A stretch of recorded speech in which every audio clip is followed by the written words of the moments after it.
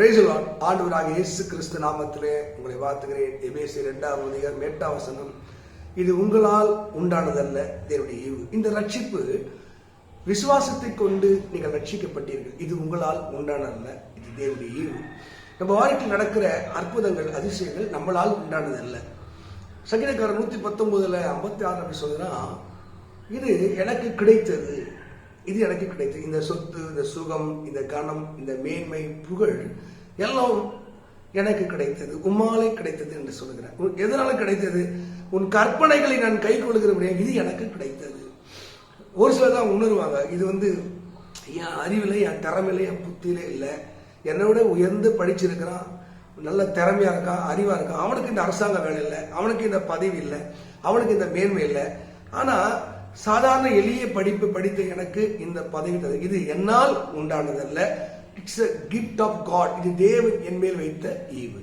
ஒரு சிலர் ரியலைஸ் பண்ணுவாங்க. அதான் சங்கீத தாவீது சொல்லுகிறான் 1 சாமுவேல் 29:12, ஐஸ்வர்யமும் கனமும் உம்மாலே உண்டாகுது, எந்த மனுஷனையும் மேன்மைப்படுத்த பலப்படுத்த உன் கரத்தினாலே ஆகும். உணர்றீங்களா பாருங்க மக்களை, உங்க வாழ்க்கையில் நீங்க பெற்றுக்கொண்ட நன்மைகள், ஈவுகள், ஆசீர்வாதங்கள் எல்லாம் நம்முடைய சுய அறிவினாலே, சுய ஞானத்தினால அல்ல, அது தேவனுடைய ஈவு.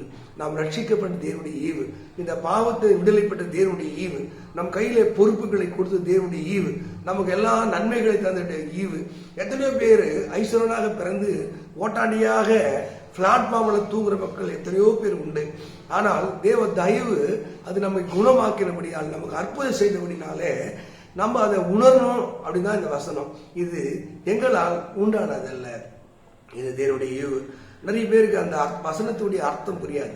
ரட்சிப்பு என்பது நீ ரட்சிக்கப்பட, நிறைய பேர் முயற்சிக்கிறான், ரட்சிக்கப்பட வேண்டும், மீட்கப்பட வேண்டும், இந்த பாவத்தில், இந்த சாபத்தில் விடுவிக்கப்பட வேண்டும் என்று அவன் நாடு உலகம் காடுன்னு அலைந்து திரிந்து கொண்டிருக்கிறான். ஆனா இந்த ரட்சிப்பை தேவன் இலவசமாய், நீங்கள் பணமும் இல்லாமல் விலையும் இல்லாமல் மீட்கப்பட்டீர்கள் என்று மீட்டிருக்கிறார். அது மாத்திரம் இல்லை, சரீர சுகம் கூட அது இலவசமாய் தேவன் கொடுக்கு. மருத்துவமனையில் போய் பாருங்க, எத்தனை பேர் கஷ்டத்து, போலீஸ் ஸ்டேஷன்ல போய் பாருங்க, எத்தனை பேர் குற்றவாளியாக உட்காந்துருக்கான். ஆண்டவர் பணமும் இல்லாமல் விலையும் இல்லாமல் அவர் நம்மை மீட்டு இருக்கிறார். அது தேவனுடைய ஈவு. நீங்க ஆண்டவர் செய்த அற்புதங்களை, அதிசயங்களை நீங்க ரியலைஸ் பண்ணி பாருங்க, உங்கள் கண்களிலே கண்ணீர் வராமல் இருக்காது. அததான் நீங்க 10 குஷ்டரோகி, ஒரு குஷ்டரோகி வரா, அதுக்கு முன்னாடி எல்லாம் சேர்ந்து கத்தார், ரவி எங்களுக்கு இறங்கும், அந்த கொடிய வேதனை எங்களை வேதனைப்படுது, எங்களுக்கு இறங்கும் சொல்லும் போது போய் ஆசிரியனை காண்பி. அவன் திரும்பி போயிட்டே இருக்கும்போது போற வழியிலே சுகம், போற வழியிலே அற்புதம். அதுல ஒருத்தன் தான் ரியலைஸ் பண்றான். அவனுக்கு புரிஞ்சது, இது என்னால் உண்டானதல்ல, என் திறமையினால் உண்டானதல்ல, ஒருவருடைய இரக்கம், ஒருவருடைய தயவு, ஒருவர் என் மேல் வைத்த அந்த அன்பினால் தான் இப்படிப்பட்ட ஸ்லாக்கியத்தை, பாக்கியத்தை நான் பெற்றிருக்கிறேன் என்று அவர் சொல்லுகிறார்.